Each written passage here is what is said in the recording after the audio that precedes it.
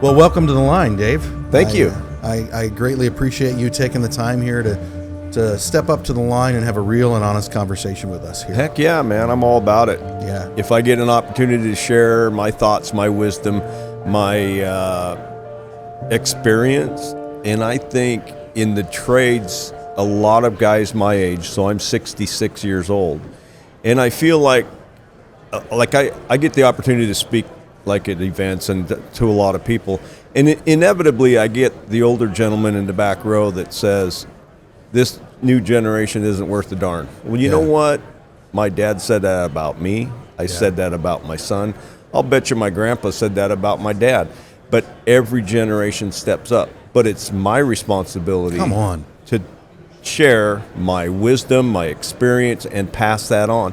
And also the experiences that I've had and be able to bring them in, and the excitement to be, you think about the trades, man. I mean, what a great way. You get to do things with your hands, you build things, and then you get to see the end result. A lot of people don't get to build and then also see the end result. So I'm all about the trades. So if I can share my wisdom, share my experiences, and get people excited about the trades, I'm all about it. So I'm here. Well, let's talk about that, because I want to talk about some of your origins, like where you come from and how you ended up where you are. And I love what you're saying, because, at Blackline, our vision is to lift the view of the trades, meaning we want to elevate the men and women who do the work. And, we're here in Minnesota at the Mining and Energy Expo, talking about bringing things out of the ground. We're talking about uncovering things. We're talking about origins. Yeah.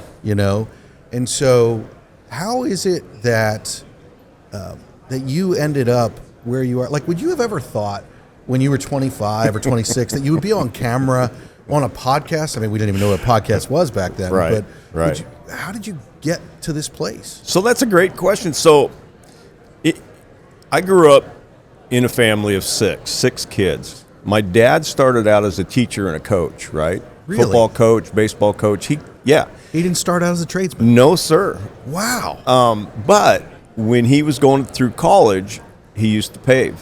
He worked laying roads and stuff. So my dad, tough guy, old school. Well, in the 70s, Dad didn't like the way kids were responding, so he's like, I'm done.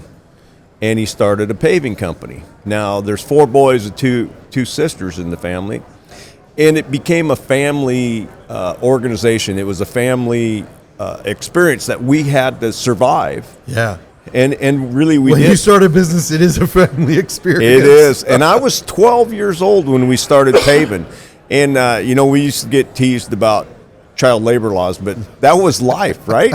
And so we started paving, and we worked our way up. But Dad also had a strong thought that education was important. So I went to school, and I played some college football, but I got a degree in engineering. And I'll never forget, I asked, and at the time when I did graduate, my wife got her nursing degree, and she asked me, she goes, what's an engineer do? And I said, well, they sit in an office and design things. And she goes, you'll never be able to sit in an office. But what was so cool is after that, we had an asphalt plant in a rock quarry. And the rock quarry owner went into bankruptcy. We got it out of bankruptcy. We spent, again, the family's money, and we bought this rock quarry. And at the time, I had just graduated with my engineering degree. I was throwing out resumes all over. I was traveling with my family and trying to find a job. And Dad calls me and he goes, hey, we have an opportunity to buy this rock quarry. Would you come back and operate it? And I was like, I love adventure. I love solving problems. And so I was like, yeah, I'm all in. Yeah. So we all threw in money and started a rock quarry, and that was Mountain Hood Rock Products. And I managed that for 30 years. Wow. Yeah. So we end up buying Mom and Dad out. So you 30 years, you built a lot of experience in many different ways. Because if you're managing that, you're managing people, you're managing materials, you're managing equipment, all of that stuff. All of that. And all of the above. And usually it all has issues at the same time. Yeah. Yeah. Okay. And I was one of those guys that I learned to do the electrical. Yeah. Because at the You time, have to. I had to learn. Yeah. We didn't have enough money. I learned Yeah. mechanics. I learned how to move dirt. I learned how to screen rock. I learned how to, put pumps together. All those things, because, you start from the bottom, and the amount of money that we invested in that, it was significant for our small family. Absolutely. And so I had to learn every aspect of it, which then gave me such respect for the guys that do that kind of work. So that's the beginning of how I became a miner, and also respect for the trades. Yeah. Well, I think that's something that, in every venture that I've been involved with, I've had to wear some of the hats. It's just who I am. Yeah. Like whether it's learning, which you don't want me operating a camera, but whether it's learning how some of that works, how different shots work, all of that things, whether it's learning, in the first business I started, an electrical company, I wore every hat in that organization. Yep. And I'm not good at every hat in that organization, but it gave me a perspective that I would not have had. Right. And I think that's something with the trades that we have to understand, the men and women who do this work. If you haven't experienced what it is that they're doing, then you really don't have an authority to speak on it.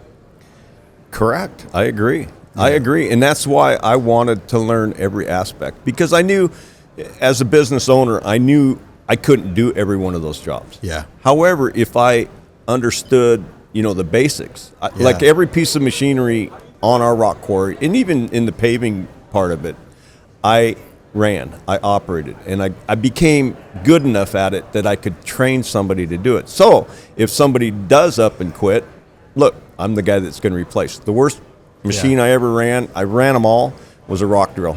I hated it, buddy. Why? What did you hate about it? Oh, my goodness. You couldn't see what was going on. Like you run an excavator, everything's right in front of you. You run a drill down 80 feet, and you're drilling rock. You don't see, you don't know. All you know is what's coming out, like your cuttings and stuff. It was tough. So I would imagine something like that. We've talked a lot about experience and transitioning that over to the next generation and how important that is. I would imagine a rock drill has a lot to do with, I was recently teaching my middle son how to drive, and he bought his first truck with some summer savings that he had from his summer job. Nice. And it was a 1986 Ford diesel F-250. Yep. Okay. And I talked with him about driving, and I said, you need to learn the feel of the truck. Mm-hmm. I would assume rock drilling, when you can't see like that, it's a lot about how the drill feels and what you're drilling. I mean, I'm curious. Exactly. No, it is. The rotation of your steel, you can see the cuttings coming out. You can see if it's dry or wet. You can see if there's no cuttings coming out. And it's similar to running a big dozer. Yeah. I'll tell you a quick story. So big dozers all feel. You can't see in front. You don't know how much is in front of your blade. You don't even know if you're pushing air or pushing dirt. And I've seen this. So I'm going to tell you a story. So I love this. This is exactly what we're about. I'm on Gold Rush, right? And I've ran D10s, D11s. Well, or D10s at the time. The biggest dozer I ran was a D10. Which, just to be clear, that's a big dozer. It's a big dozer. Yeah. Though, so on the show, there's a guy with a Komatsu, I think it was a 475, which at the time I believe was the largest dozer in the world. The blade is, I think, 14 feet tall, 24 feet wide, and it's massive. Holy crap. So the camera crew, and we have this idea that we're going to go borrow the neighbor's big dozer. Well, I'm Dozer Dave. So they're like, Dave, go get the big dozer. So I bring it down, and I tell all the camera guys, now look, this is all about feel. Yeah. Give me about an hour to get accustomed to this machine so I can actually get a feel for it. So I go get it. I walk it down about it was half a mile upstream. I bring it down, and I tell the camera guys, I was like, look, and there's two sets of camera on me. And I go, shut the cameras off and give me an opportunity. I already know how this is going. You know how this is going to go. So I start pushing, and I look up, and on both sides, they're just like filming, and they're just going for it. And I'm like, you knuckleheads. I said, give me a chance. So anyway, I know they're not going to put their thing down. So I start pushing, right? And it gets to be, I'm starting to get the feel of it and everything. Yeah. However, they're filming everything. And so when we film, it isn't until about 6 months later it's on TV. Right. So now I'm sitting there with my wife on the couch watching the show. Oh, so you haven't seen any of the I edit? haven't seen any of the edit. Oh, my God. And this is going out to the public. Oh, yeah. And in our Operators are a very forgiving crew. It's not like you got messages about this. So, you know, and in the heyday of our show, there was 8 million people on a Friday night would watch our show.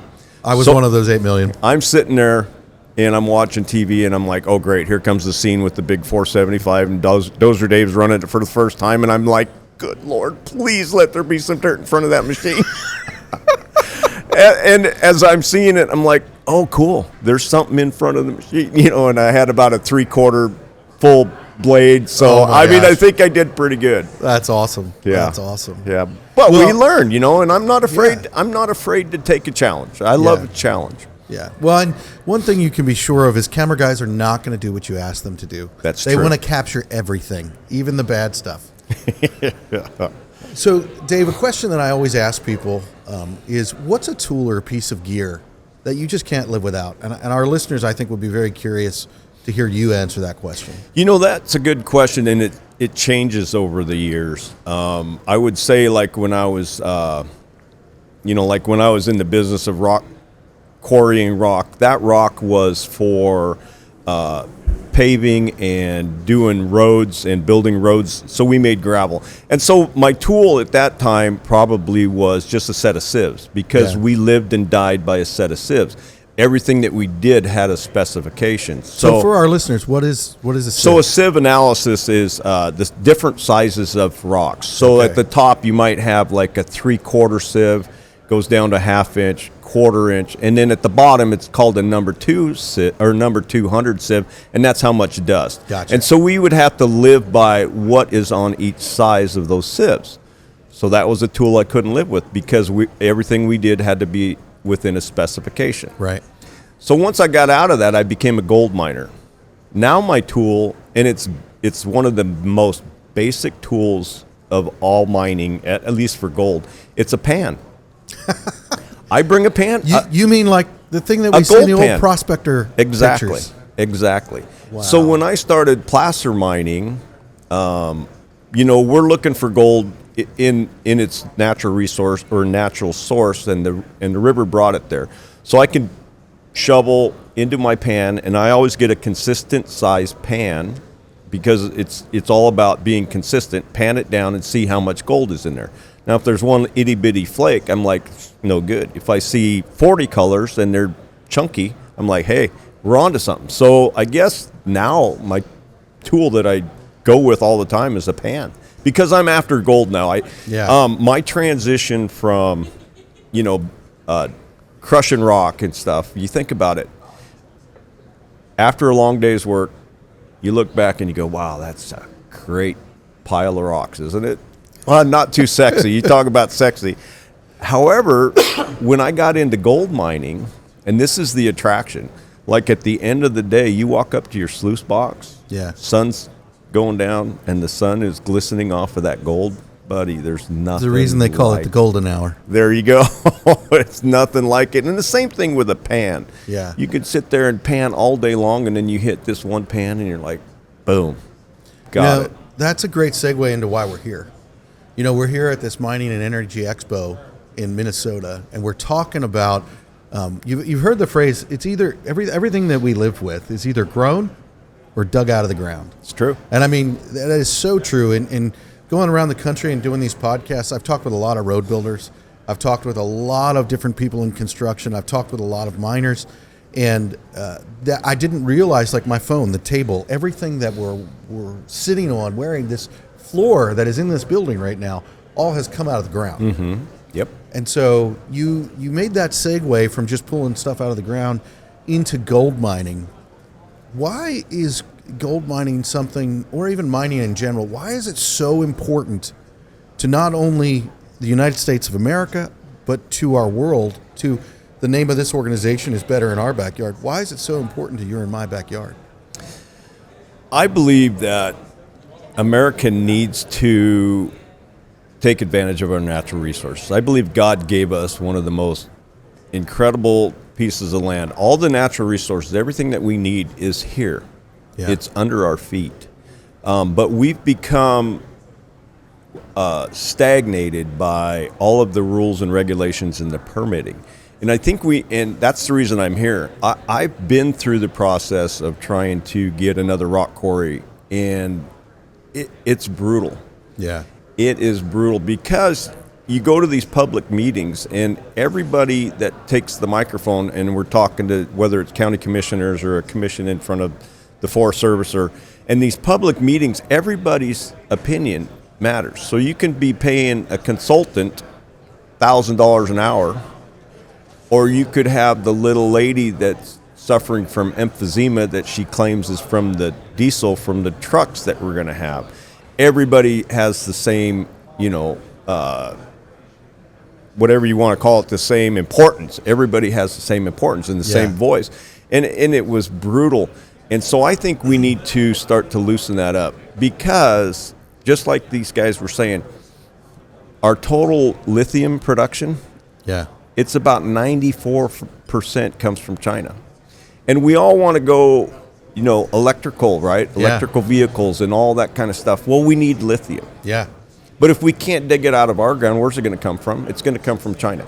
And not only that, but and if you think about it, in America, we have the best, by far, environmental laws. We have the best environmental engineers. We have the best environmentally friendly government. And if we do it right. Come on. But everybody thinks that, let's send it to China's backyard. Well, guess what? The trade winds blow this way. Yeah. Where do the ocean currents go? Yeah. They come right back around. As we get, as the world grows, the world's becoming smaller. Absolutely.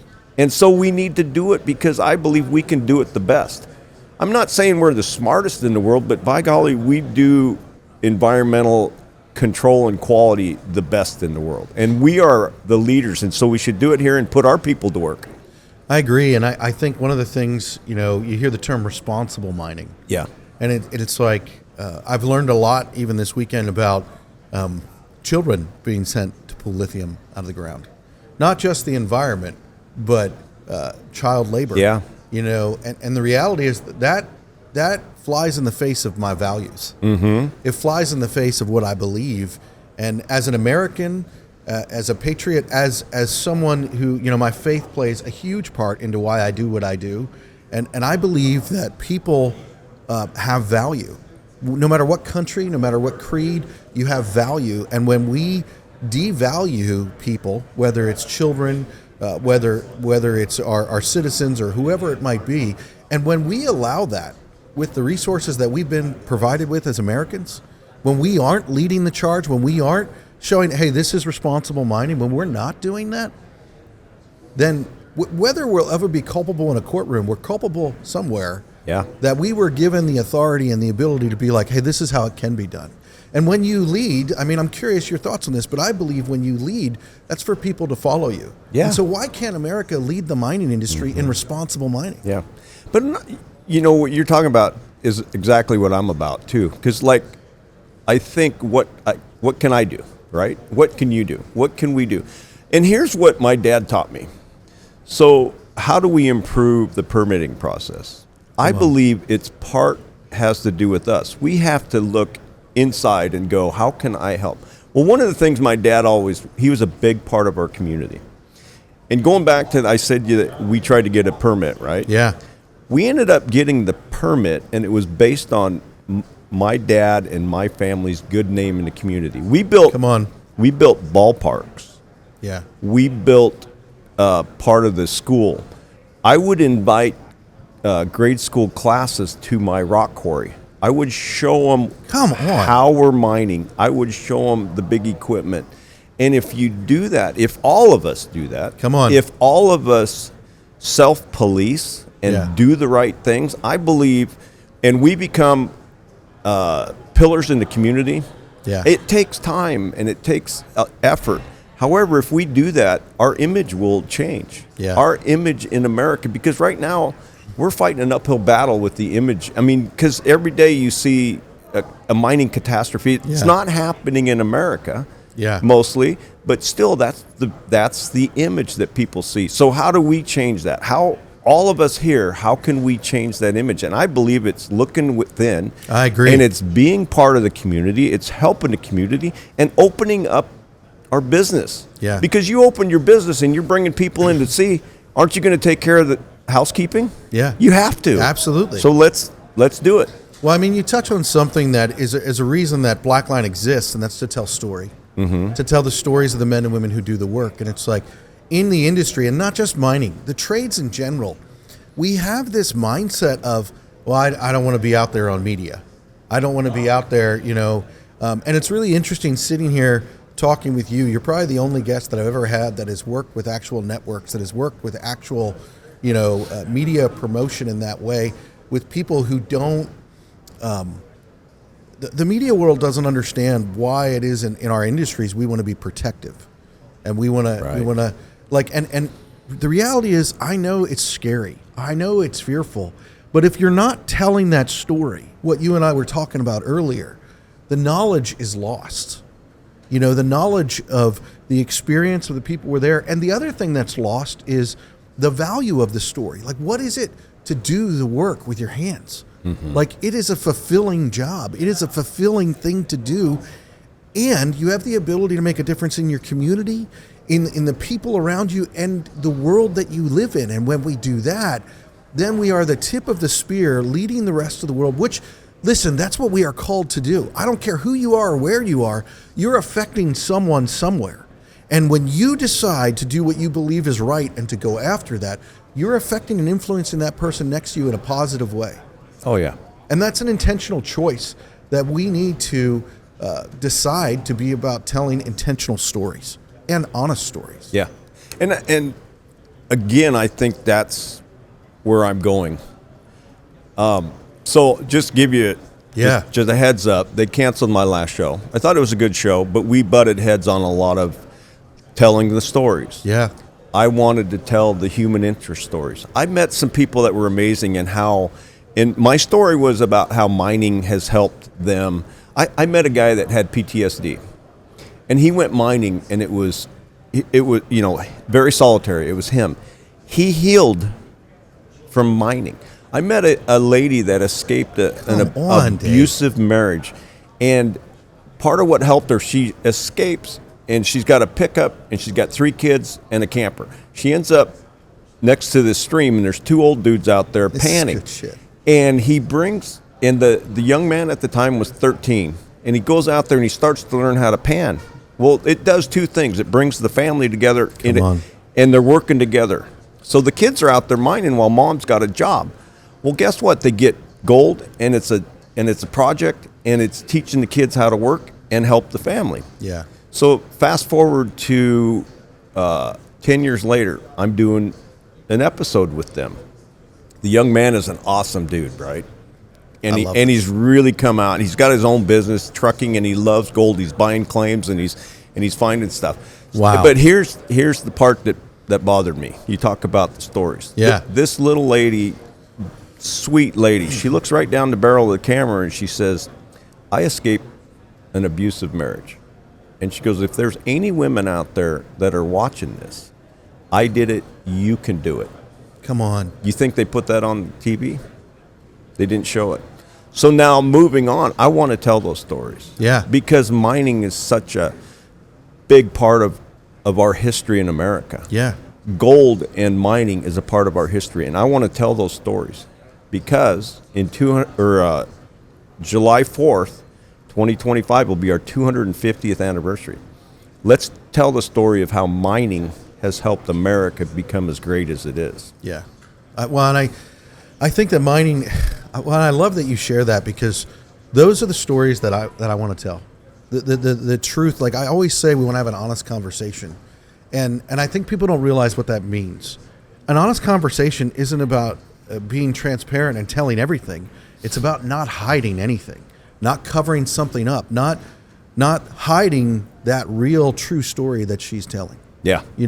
And you talk about that, and it's like talking about someone who's overcome PTSD through the work. Yeah. Like, I mean, that is what it's about. And that's the thing that I don't think people realize is when you work in these industries and you do this stuff, there is more to it than just digging stuff out of the ground. Yeah. There's more to it than that, and we need to tell those stories. And we don't need, maybe I'm speaking out of turn here because I don't have the experience that you do, but we don't need networks anymore to tell those stories. No, we don't. And that's a little scary to people, and it should be, because the truth is worth speaking on. Mm-hmm. Those stories are worth telling.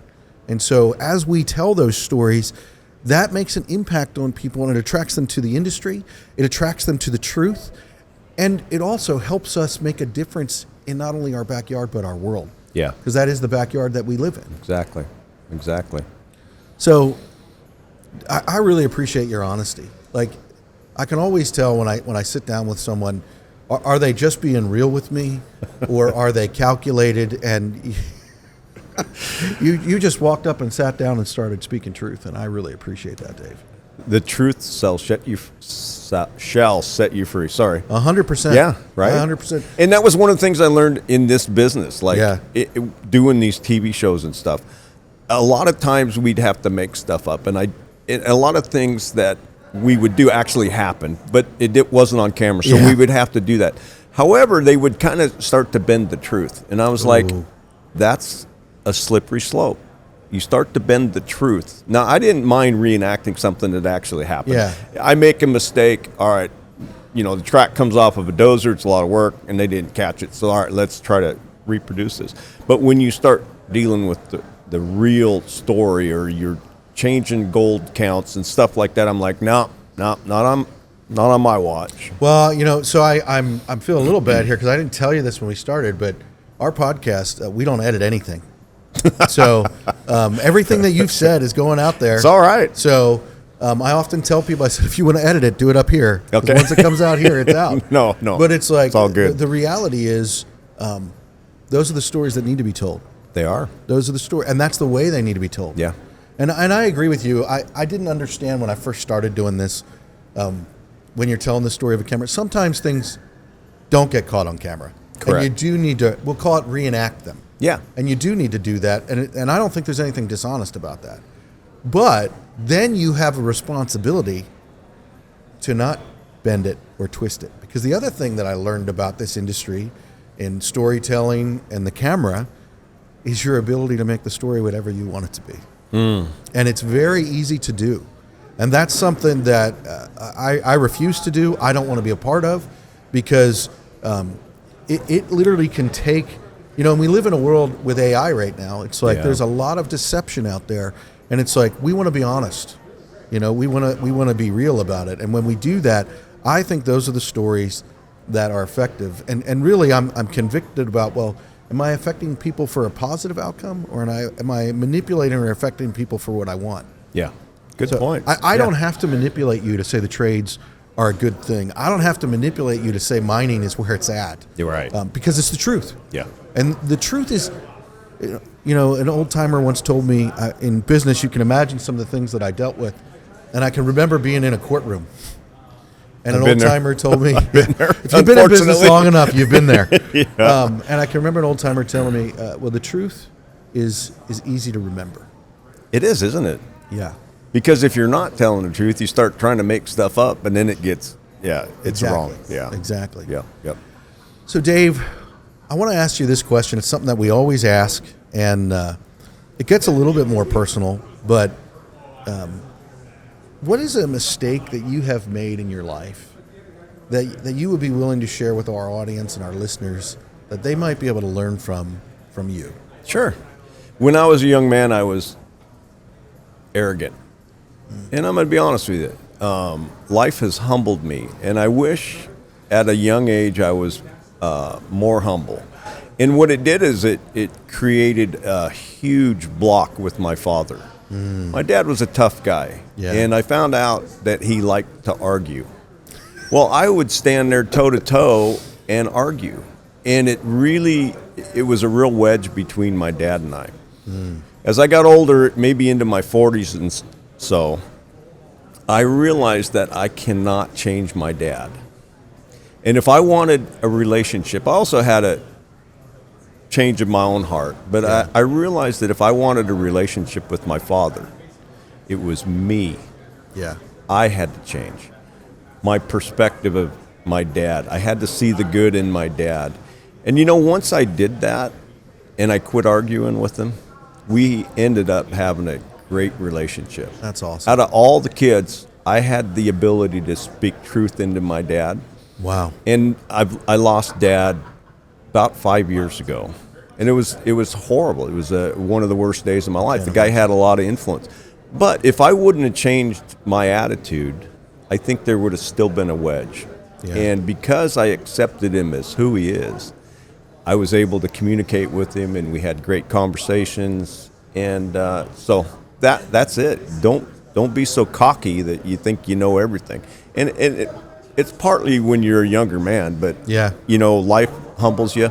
Another thing real quick was I used to think at my little piece of the world at Mount Hood Rock Products, I used to think I was a good miner. Yeah. And then I started on this TV show called Gold Rush, Yeah. and I was like, I know nothing. Yeah. I don't know, and it was such an amazing learning curve as I learned. And that's I believe that was part of the success of Gold Rush, is I wasn't afraid to say, I don't know.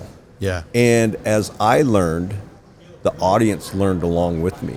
Yeah. And it was being able to humble yourself and say, I don't know everything, and let's learn, and the whole audience learn together where gold is and what it's worth and all these kind of things. So there you go. You lived that out publicly. I did. On that show. And so I'm just curious, and you talk about, your mistake was that you wish you would have been humble earlier. And I think that's one thing as young men and young women, I think all of us, but I mean, I have been a young man, so I know that experience. And when you talk about that, it's like, I wished I would have learned humility faster in my life. I wish that I would have learned those things faster, because while the story of your relationship with your dad, that's encouraging and it's exciting and it's moving, but I have some stories like that I didn't learn it fast enough. And the reality is some people were not desiring to have that relationship with me. Right. And right. I can't make them do that. And that's unfortunate. And it's because I didn't learn that quick enough. Right.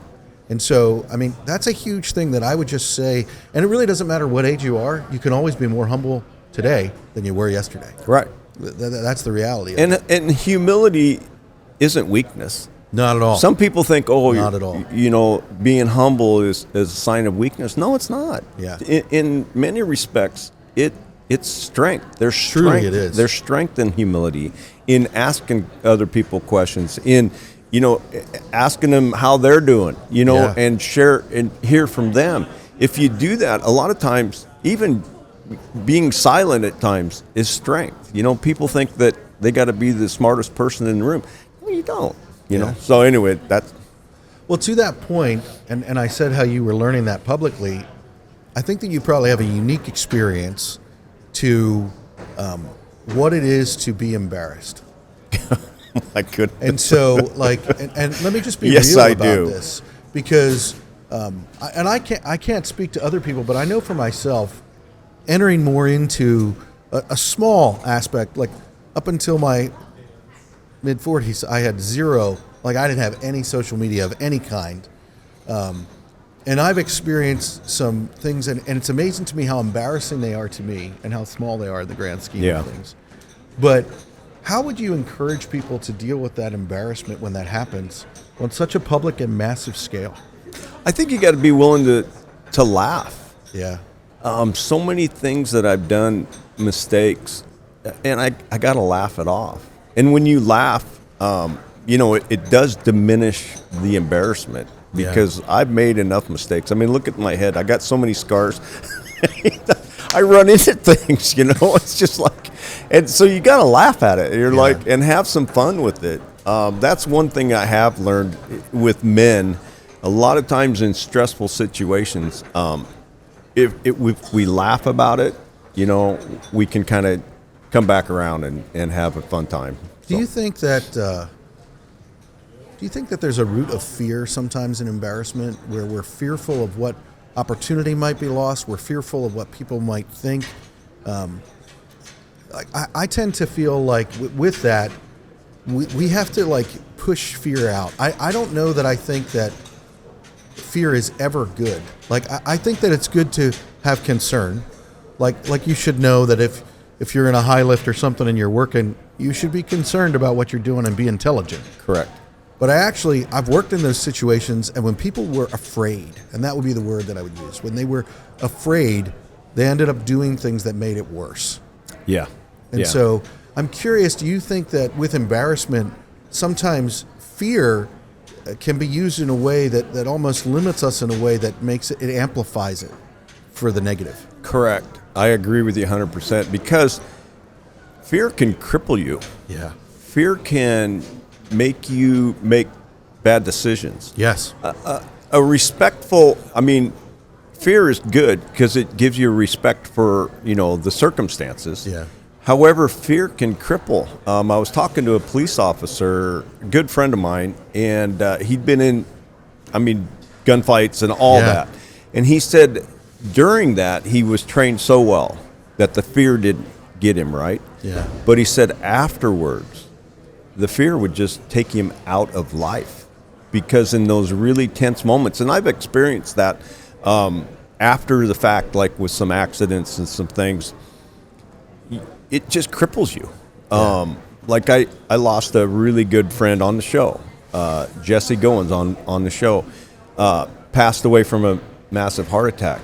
And after that, the fear of all of that situation, the fear of what's going to be shown on the TV, it crippled me.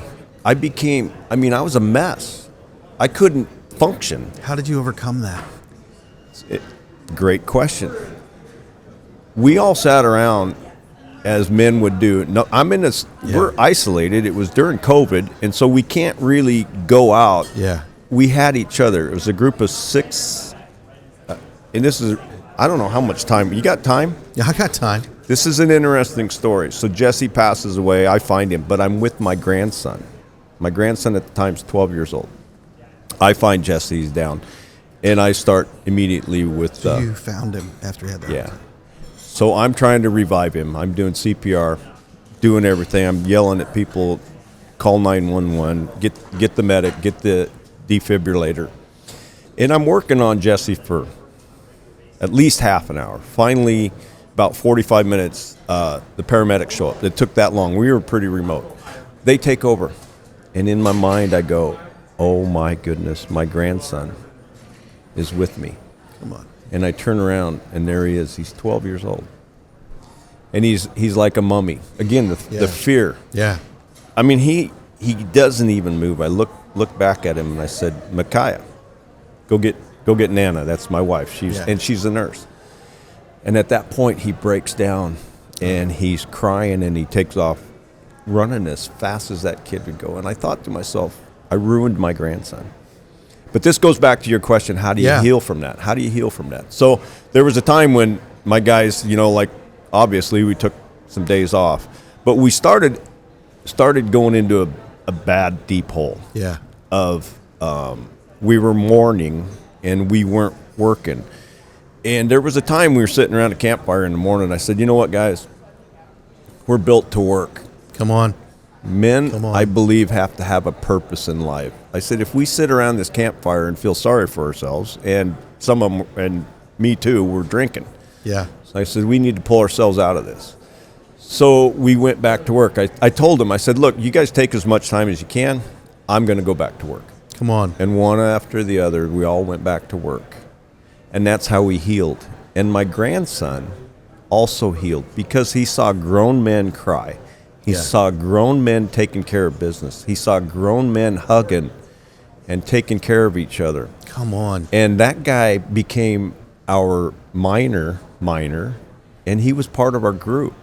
And to this day, the kid is strong. He's a great young man. He's 16 now, and he's doing awesome things. And I believe that real-world situation where he saw real men crying and real men taking care of each other, it made him a better person. His experience, now he's got that under his belt, and he's survived, and he's doing great. Well, and I think the thing that you say about it that is so key is I believe that work does have the power to heal, but not in the way when we use it to cover up. what you talked about there is you guys were honest. Mm-hmm. You had honest conversation, and then you got up and you moved. Have to move. You got up and you moved, and it's like that's the thing that I think that we don't realize in life is that when those things happen, it's like, all right, we process it, we deal with it, and then we need to get back to work. Yeah.